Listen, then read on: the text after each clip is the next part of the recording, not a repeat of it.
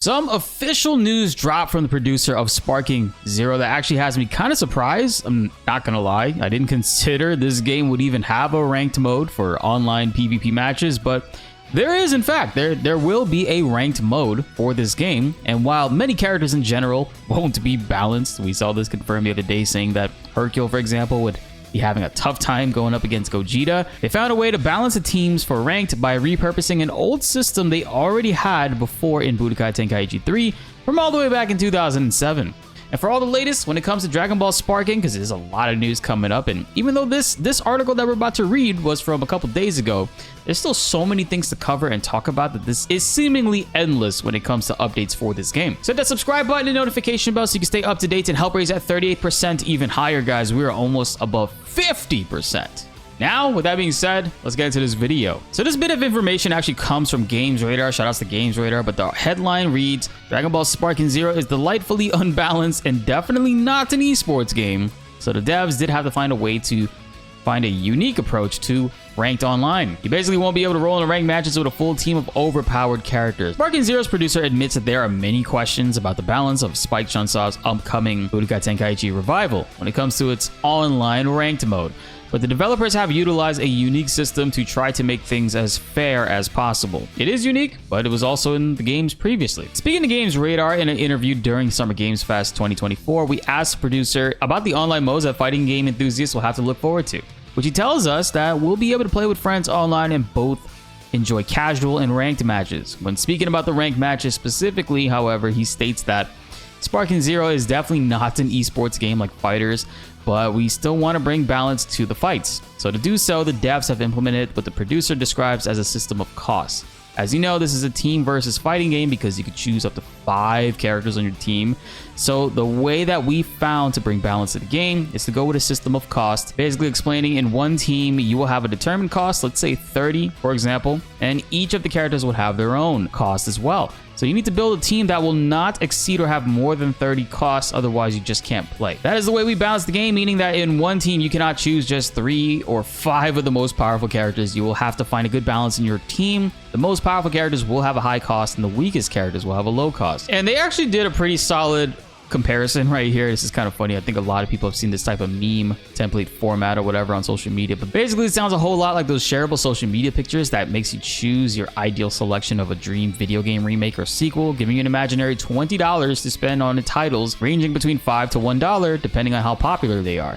This time though, instead of blowing your budget on Super Mario Galaxy 3 and Final Fantasy 8 remake, you'll be spending it on Sparking Zero's top tier fighters, whoever they end up being. It's been almost 17 years since Budokai Tenkaichi 3 graced our screen, so there's a lot of hype behind Sparking Zero. Man, 17 years. I think that came, if it came out in 2007, that was when I started high school. I grew up on mad Dragon Ball games, and even back in the day before Budokai, before they had like regular English Dragon Ball games, I was actually playing the imported PlayStation 1 games my dad went and bought me. I still have those copies actually behind me. I'll bring them out on another video, maybe if you guys want to see them. So basically, when it comes to the DP mode, it's like setting up a max point threshold, and each character has a value tied to them depending on how strong they are. This will limit you from being able to put like 5 top tier characters on your team. So with the DP mode system going and being implemented into ranked, I could see something where like Gogeta, for example, let's just say like blue Gogeta could be worth 9, maybe 10 points even. Whereas a character like Hercule, especially back in the day, he was worth 1 point. Gotta create your dream team, your star-studded cast, but also stay within reason for ranked. And back in the Budokai Tenkaichi 3 days, the DP match game mode that they had the highest threshold, I think at 20. So you basically had to make it out of 20 points. The director here gives us an example of 30, and that's quite fair to look at because of the fact that this game does feature a 5v5 game mode setup, which is really cool. I mean, everybody's recent footage that we've seen, they've all been stating that the game is still in early development, so 3-team parties are what they're able to set up with these early builds.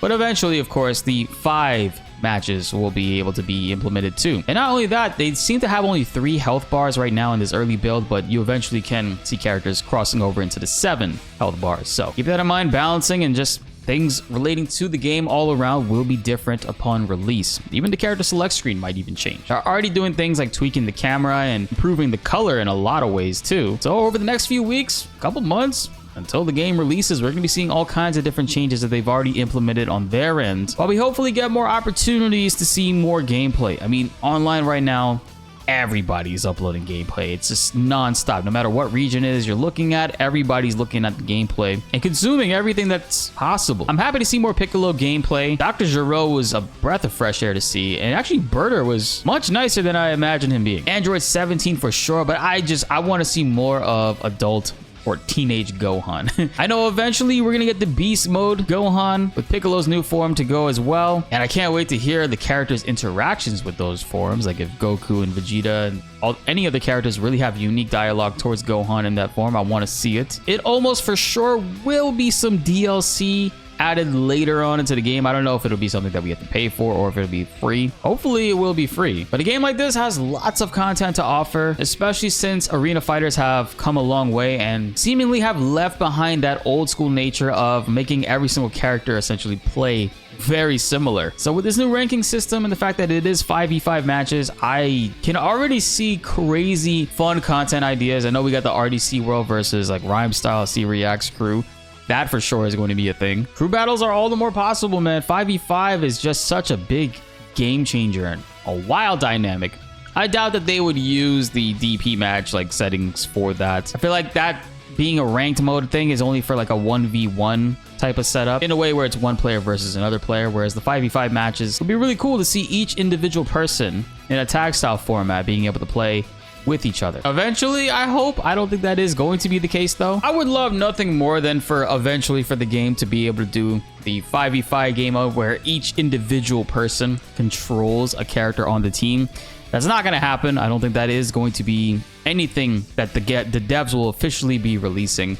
Maybe modders, who knows? But I mean, with a game like this, that would not be out anytime soon. I don't think so. But then again, co-op was patched into Elden Ring about. So I guess never say never. But hey, man, having casual and ranked game modes is pretty damn cool. I was not expecting ranked at all. I'll definitely be playing it and seeing how crazy we can get with the rank system. But with a game like this, you can't get frustrated with the amount of cheese that some characters are able to pull off, especially with how overpowered things can get.